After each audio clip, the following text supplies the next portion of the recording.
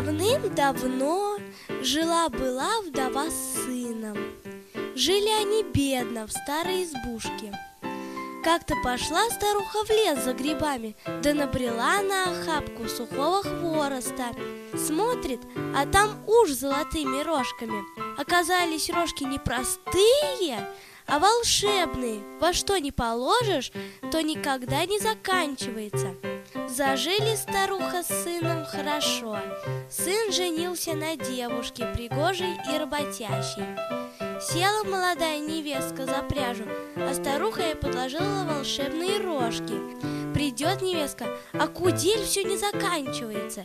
Рассердилась девушка, бросила кудель в огонь. Огонь-то разгорелся, никак не угасает.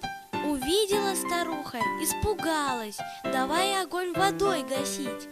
Утих огонь. Да тут как польется из печки вода, всю избу затопила.